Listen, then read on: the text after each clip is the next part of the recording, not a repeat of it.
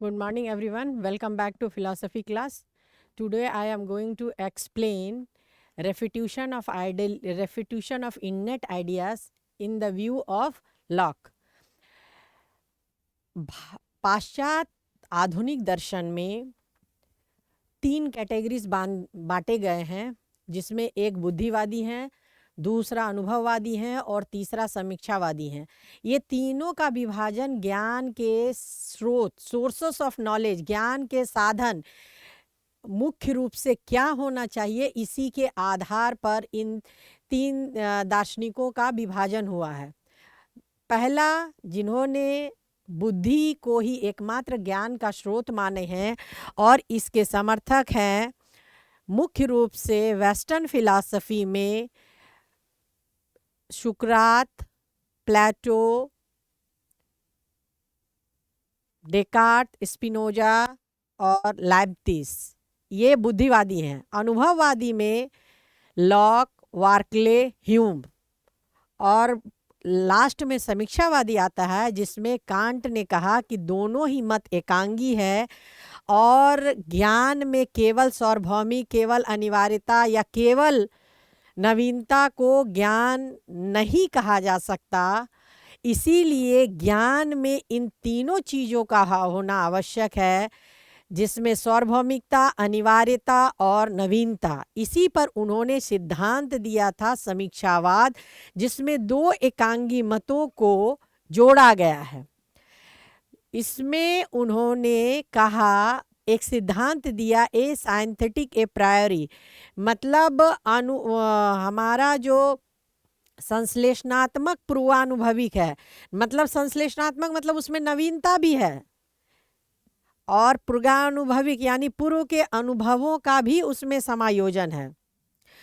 तो हम ये जब 3 दार्शनिक की बात करते हैं, डेकार्त, स्पिनोजा और लाइब्निज़, उन्होंने जो सिद्धांत दिया उसमें ये बतलाने का प्रयास किया कि बुद्धि एकमात्र स्रोत है। उसके बाद आया अनुभववादियों का दौर, जिसमें पहला नाम बार्कले का जाता है। इन्होंने कहा, none of the ideas are by birth, our mind is like white slate. हमारी मन के प्रत्यय, मन, हमारा बुद्धि बिल्कुल साफ स्लेट की तरह है, ब्लैंक स्लेट है, जिसमें एक छोटा बच्चा को हम सिखाते हैं, वो ब्लैंक स्लेट के अंदर धीरे धीरे धीरे धीरे अंकित करता है और धीरे धीरे अनुभव गेन करके ज्ञान प्राप्त करता है। इसीलिए हमारा ज्ञान कुछ भी जन्मजात नहीं है, बल्कि सब अनुभवजन्य है। लॉक का कहना है, यह एक अनुभववादी दार्शनिक है, जिनके अनुसार ज्ञान का एकमात्र स्रोत अनुभव है, बुद्धि नहीं। जब भी कोई वस्तु हमारे सामने उपस्थित होता है, तब हमारा उस वस्तु के साथ संपर्क होता है। इसके बाद हमारी इंद्रियां उन संवेदनाओं को ग्रहण करती है, उसके पश्चात हमें ज्ञान प्राप्त होता है। ये संवेदनाएं मन के प्रत्यय हैं, जिसके माध्यम से ज्ञान प्राप्त होता है। मन में प्रत्यय अंकित होती है, तत्पश्चात हमें उसका ज्ञान होता है। कोई भी प्रत्यय जन्मजात नहीं है, सब कुछ अर्जित है। No ideas are by birth, no ideas are by birth, all are gained, सब अनुभव जैन होता है। नो इनेट आइडियाज, इन्होंने कहा no innate ideas, all are gained. बुद्धिवादियों के अनुसार ज्ञान का एकमात्र स्रोत बुद्धि है और ये बुद्धि पूर्व से ही हमारे मन में ईश्वर द्वारा प्रदत्त है। All the ideas are innate, ऐसा बुद्धिवादियों ने कहा है। इसीलिए बुद्धि द्वारा प्राप्त ज्ञान सार्वभौम, अनिवार्य और संदेह रहित होता है। परंतु लॉक ने इसका खंडन किया और उनके अनुसार ईश्वर का प्रत्यय, आत्मा, आत्मा की सत्ता, नैतिकता, धर्म, तर्क, गणित का ज्ञान सार्वभौम और अनिवार्य नहीं हो पाता है, क्योंकि यह it differ from man to man. Locke के अनुसार सभी ज्ञान अर्जित और अनुभवजन्य है, इसमें जन्मजात नहीं होता है। लॉक ने सर्वप्रथम उन सभी प्रत्ययों का खंडन किया है जिसमें यह कहा गया कि सभी प्रत्यय हमारा जन्मजात, सार्वभौम और अनिवार्य होता है। इसके बाद उन्होंने यह सिद्ध करने का प्रयास किया कि all the ideas are gained, none of them are by birth. जहाँ तक गणित का सवाल है, तर्कशास्त्र का सवाल है कि ज्ञान की सार्वभौमिकता का प्रश्न है, ये ज्ञान सार्वभौम नहीं बल्कि अनुभवजन्य होता। अगर ऐसा होता, अशिक्षितों, बूढ़े, बच्चों, पागलों में सार्वभौम और अनिवार्य ज्ञान नहीं पाया जाता है। धर्म की जहाँ बात करें, आत्मा की सत्ता की बात करें, तो अगर यह सार्वभौम और अनिवार्य होता तो एक ही धर्म मानने वाले सब होते। यहाँ जितने भी दुनिया में लोग हैं, जितने भी दुनिया में बौद्धिवादी हो या कि अनुभववादी हो या विश्लेषणवादी हो, सभी ने धर्म के संबंध में अलग अलग विचार दिए हैं।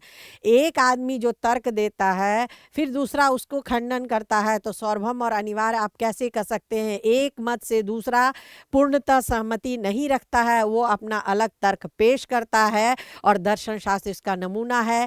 यह दर्शन शास्त्र का उदाहरण है जिसमें हमारे दर्शन की प्रगति पूर्व के अनुभव विचारकों के जो तर्क दिए हैं, अनुवर्ती विचारकों ने उसका खंडन करके इसको एक प्रगति प्रदान किया और दर्शन का ये नया रूप अभी तक विकसित होता रहा है और फ्यूचर में भी होता रहेगा।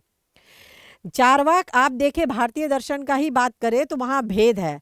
जहाँ चारवाक को लेते हैं तो उन्होंने ईश्वर की सत्ता को ही मानने से इनकार कर दिया, कहा कि ये प्रत्यक्ष से परे हैं। उन्होंने आत्मा की सत्ता मानने से इनकार कर दिया और कहा आत्मा और शरीर एक ही सत्ता के नाम है। तो आप कैसे कह सकते हैं कि all the ideas are innate? बौद्ध ने कहा कि हमारी जो आत्मा है ये एक में चेतना का प्रवाह है, this is the stream of consciousness. तो आत्मा के संबंध में भी विभिन्न मत है, यहाँ तो सार्वभौमिक मत है नहीं। जहाँ तक आगे आप ह्यूम, वर्गेसा, इन्होंने कहा कि जो होता है इनका कहना है कि आत्मा संवेदनाओं का जो संवेदना है उसका प्रवाह है, it is the stream of sensation. Hume जो एक अनुभववादी दार्शनिक है, वार्गेसा ये जो अनुभववादी है, इन्होंने कहा द स्ट्रीम ऑफ कॉन्शियसनेस है। जहां तक ईश्वर का प्रश्न है, बौद्ध, जैन, चारवाक आदि ने इसका खंडन किया है। कुछ ने तो ईश्वर को विश्वव्यापी माना है, तो कुछ का कहना है कि ईश्वर विश्वातीत है, तो कुछ कहते हैं ईश्वर है ही नहीं। तो इतने सारे मतों में विभिन्नता पाई जाती है, सब ने अपना अलग अलग तरीके से ईश्वर को सिद्ध किया है, खंडन किया और आगे अपना सिद्धांत को बढ़ाया है। तो हम कैसे कह सकते हैं कि सब में साम्यता है, सब एक है, सब अलग, कुछ भी अलग नहीं है। So all the thoughts, all the knowledge, all the things which is explained, it differ from man to man, thinkers. सांख्य इसी तरह आप देखेंगे तो किसी ने ईश्वर को व्यक्तित्वपूर्ण तो किसी ने व्यक्तित्वहीन कहा है। ईसाई धर्म में ईश्वर को दयालु कहा और यह कहा कि ईश्वर और मनुष्य में वही संबंध है जो पिता और पुत्र का है। परंतु इस्लाम ने कहा है, इस धर्म में कहा गया है कि ईश्वर और व्यक्ति में स्वामी और सेवक का संबंध है। सांख्य दर्शन ने तो ईश्वर की सत्ता को ही नहीं माना है। तो हम कैसे कह सकते हैं कि ईश्वर का प्रत्यय सार्वभौम है और innate ideas are inserted in us by birth by God? इस सिद्धांत का यहाँ खंडन होता है। नैतिकता का जहाँ विचार है, इसका भी नियम सार्वभौम नहीं है। आप देखिए, एक स्पार्टा पहले स्पेन में जगह था, वहाँ हत्या करना या चोरी करना पुण्य माना जाता है, लेकिन और देशों में इन्होंने नहीं स्वीकार किया। भले बाद में स्पार्टा में स्पेन का जो जगह है स्पार्टा, उसमें इसको अपराध घोषित किया है। आप कहीं देखिए किसी की आइडियोलॉजी अलग होती है तो वो हत्या को भी उचित मानते हैं। आप देखिए जो अभी आतंकवादी घटनाएं घट रही है विश्व में या विश्व के कोई कोने में, तो वहाँ उसका सिद्धांत उसको ये सिखाया गया कि दैट इज गुड, उसका बिहेवियर अच्छा है, ऐसा करने से जन्नत मिलेगा।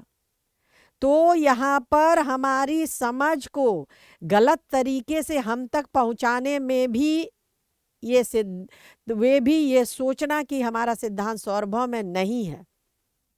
हालांकि उसका कार्य मानवता की दृष्टि से अनुचित है और अनुचित होना भी चाहिए। हमें कोई ऐसा कार्य नहीं करना चाहिए जिससे सोशल इम्बैलेंस हो। तो हमारा यह कहना बुद्धिवादियों के अनुसार कि ज्ञान सार्वभौम है और innate ideas are inserted in us by the supreme power, that is wrong. जन्मजात प्रत्यय को कारणता नियम यानी कार्य कारण नियम पर भी नहीं सिद्ध कर सकते हैं। कैसे? मान लिया जाए हमने 4 बार मिर्ची खाया, तीता लगा, तो हम ये नहीं कर सकते हैं कि भूत में भी तीता ही लगा होगा, अभी भी होगा, फ्यूचर में भी ऐसा ही होगा, क्योंकि फ्यूचर को कोई प्रूफ नहीं कर सकता। प्राकृतिक समरूपता नियम पर भी इसे सिद्ध नहीं किया जा सकता है। उदाहरणार्थ, जब हम धुएं को देखकर आग का अनुमान लगाते हैं, 2 बार देखा, 4 बार देखा, 10 बार देखा, लेकिन जब कभी कभी आज बुझ जाती है फिर भी धुआं निकलते रहता है, और ये भी नहीं फ्यूचर में ऐसा होगा हम नहीं कह सकते, ये एक संभाव्य ज्ञान होता है। तो इसे इनेट आइडियाज के द्वारा सिद्ध नहीं है। तदान्तमय नियम के द्वारा भी इसे सिद्ध नहीं किया जा सकता है। That is you law of entity, मतलब पी वेल पी, इसको लॉ ऑफ आइडेंटिटी कहते हैं, जिसके टॉटोलॉजी भी कहा जाता है। इसके माध्यम से भी नहीं, क्योंकि कुछ ना कुछ उसमें डिफरेंस होता है। विरोध का नियम भी सार्वभौम सिद्ध करने का प्रयास किया है, लेकिन लॉक का कहना है कि इस सब विचार का खंडन कहते हैं और कहते हैं, उनका कहना है कि बच्चा खेलने वाली गुड़िया और दूध वाले पीने वाला ग्लास, ये दोनों में अंतर को समझ सकता है। जब उसमें ज्ञान अर्जित होता है वो समझ लेता है। इसके अलावा एक व्यक्ति सूर्य सुबह में निकलता है और शाम को डूबता है, यह अनुभव के द्वारा ही प्राप्त करता है। सोचिए, एक बच्चा भी अनुभव के द्वारा ही इन सभी चीज़ों को जानता है। ऐसा नहीं है बाय बर्थ उसके अंदर ये ज्ञान ऑलरेडी मौजूद रहता है, उसमें अंतर वो भली भांति समझता है। इसके अलावा प्रतिज्ञा का पालन निसंदेह कर्तव्य के लिए किया जाता है। इसमें विभिन्न मत भिन्नता भी है। ईसाई धर्म लंबी प्रतिज्ञा के पालन को ईश्वर प्रदत्त दंड या पुरस्कार के रूप में देखते हैं। हावस ने प्रतिज्ञा का पालन करना जरूरी मानते हैं और कहते हैं कि यह जनता की इच्छा है और वह ईश्वर भक्त प्रतिज्ञा का पालन न करे तो धर्म के साथ बेईमानी है। मतलब धर्म के संबंध में भी विचारकों ने अलग अलग अपना तर्क दिया, उसको सिद्ध करने का प्रयास किया। There is so many differences, that's why we can't say that all the knowledge are universal। सब सार्वभौम है, सब मतलब अनिवार्य है, ऐसा नहीं होता, उसमें संभाव्यता रहती है। उपयुक्त जो हम तर्क दिए गए हैं उसमें आलोचकों ने कुछ आलोचना मतलब उन्होंने आलोचना भी किया है। उनका कहना है कि हम जो ज्ञान का स्रोत या ज्ञान के जो परिभाषा होते हैं इनेट आइडियाज़ में, जिसमें बच्चों पर हम लागू करते हैं और कहते हैं बच्चे में ये इनेट आइडियाज़ नहीं पाया जाता है, इनेट आइडियाज़ का ज्ञान नहीं होता है क्योंकि उसके पास ज्ञान जनरेट नहीं हुआ है। और वृद्ध जो कि एक अवस्था में उसके लॉस ऑफ कॉन्शियसनेस होता है तो वो नहीं, पागल जो मानसिक रूप से अस्वस्थ है उस पर भी हम लागू नहीं कर सकते हैं। तो यहाँ पर क्योंकि वे अनभिज्ञ हैं, इसका उत्तर है कि लॉक का विचार आत्म विरोधी है। फिर भी अंत में हम सिद्ध करने का उन्होंने प्रयास किया है कि हमारे सभी आइडियाज़ इनेट नहीं हैं, कोई प्रत्यय जन्मजात नहीं है, सभी अर्जित हैं। लोग आरंभ में कहता था कि सूर्य घूमता है, पृथ्वी स्थिर रहती है, लेकिन बाद में ये सिद्ध हो गया कि सूर्य अपनी धुरी पर घूमती है और पृथ्वी अपनी धुरी पर घूमते हुए भी सूर्य के चारों ओर चक्कर लगाती है। तो पहले का विचार असत्य है। उसी प्रकार एक बच्चा आग से जल जाता है तब यह सीख जाता है कि वो जलनशील है।